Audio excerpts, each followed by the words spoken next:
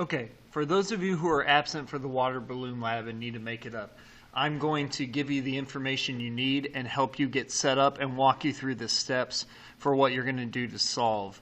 So the first thing we're going to do is we're going to draw a diagram for what the situation was that we did out for the lab. So the groups were stationed at the top of the bleachers on the football stadium, and I was walking on the ground underneath of it. And I started with some velocity off to the back, and then I was walking forward, and I would get to some starting point which was parallel to the edge of, or I guess perpendicular to the edge of the bleachers. The groups were then stationed every 3 meters or so, starting at 6 meters, and their goal was to take a balloon and drop it so that it would intersect with my motion forward and hit me and land on me. So the first thing we're going to need is a couple of known and unknown values, and I'll kind of start you off with the ones that you'll need. But we're going to break the motion up into 2 parts. We're going to break the motion up into mine as well as the motion of the balloons. So I'm going to divide this in half, and we're going to put Mr. B's motion on the left, and we're going to put the balloon on the right. So the first thing we're going to do is we're just going to describe the type of motion that it is. So I'm going to have a constant velocity, or at least I was trying to. But most notably is I wasn't speeding up or slowing down, at least not consistently. So I had a constant velocity. But the balloon is falling because of gravity, and so it's going to be accelerated motion. Specifically free fall. So for my motion being constant velocity, I'm going to be thinking about V equals d over t. So I need to know velocity, displacement, and time. Now what we're going to solve for in both of these is we're going to solve for time. And for my motion, I'm going to make everything capital so I don't get it confused with the balloon. And for the balloon, we're going to solve for time. Both of these we're solving for time. For the balloon, we're solving for how long does it take to reach the ground. For me, we're solving for how long does it take me to reach the person where they are underneath their position. So the things for me are we're solving for time and the displacement. Now, I gave each of the groups a different displacement. So what I want you all to do who are absent is to use 12 meters. And then we need to know how fast I'm going. Now, we calculated that in class, and the class that was most accurate was period 2. So we're going to use their velocity. And the velocity they calculated for me was 1.88 meters per second. Every group was a little bit different. The highest was 1.95. The lowest was 1.77.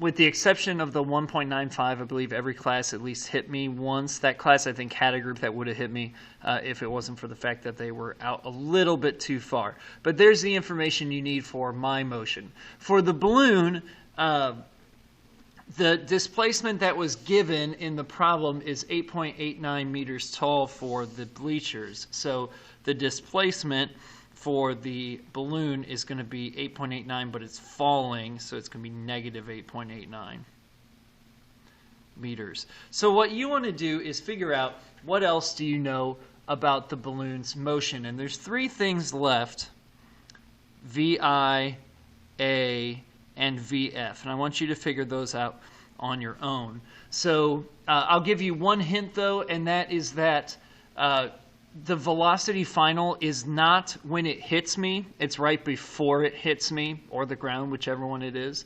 And so don't just assume that V final is 0 because it'll stop when it hits me or the ground. That's true, but is that the speed right before it hits me or before it hits the ground? It may or may not be. So you'll need to finish those off. So as far as the equations, my motion is constant. So my velocity equation is pretty straightforward. It's V equals d over t. And I'll leave that to you to solve for the time. Okay, then you're going to do the same thing over here, but you can't use one of those equations. Or sorry, you can't use V equals d over t because the motion of the balloon is not constant. So you're going to have to use one of the Old Faithfuls, Big Chalupas, Ain't Got No Times. So you're going to have to decide which one of those you're going to want to use for solving for the balloon. Once you've figured out the equation, you can go ahead and solve, whether you do it there in the equations section or whether you do it here in the calculations section. Either one's fine. The other classes just did it all together. And then finally, for the result, you need to figure out what the total time is. And the total time, or what we'll call the drop time, is going to be the number of seconds before I get there that it takes the balloon to fall. So you're going to take my time and you're going to subtract out the balloon's time. So for example, if it took me 10 seconds to get to you, which it won't, and it took 2 seconds for the balloon to fall, which it won't, then you would drop it at 8 seconds. So that at 8 seconds it starts falling, then at 9 seconds it's still falling, and then at 10 seconds meet and the object meet in the middle. For those of you guys who are finishing because you weren't able to do it on your own, you had to do it from home, you will not be able to answer question 3 here for the conclusion, but you will be able to answer all the rest of them. What's the purpose of the lab? That's pretty straightforward. That's one sentence. How'd you go about accomplishing this? This is where you're going to basically explain all of these steps over here. Explain what the motion was, what the lab was doing. That's about a sentence. Explain the things that you knew and what you need to find. That's about a sentence. And then explain how you went about solving it. Talk about what equations you used, what you solved, how you found the final value. That's going to take several seconds, so it's going to take you a while to explain this last one, maybe 3 to 4, maybe even 5 or 6 sentences. So don't do that one too quickly. You can skip the success because you won't know. And then what errors? There's 2 types of errors.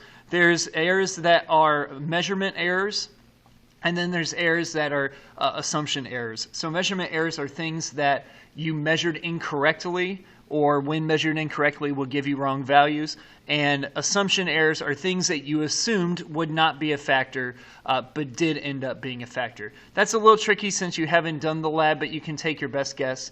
If you have questions and can't get started with that part, let me know and I will help you out. Hope this helps. If you still have questions, please send me a message and let me know. Thanks. Have a blessed day.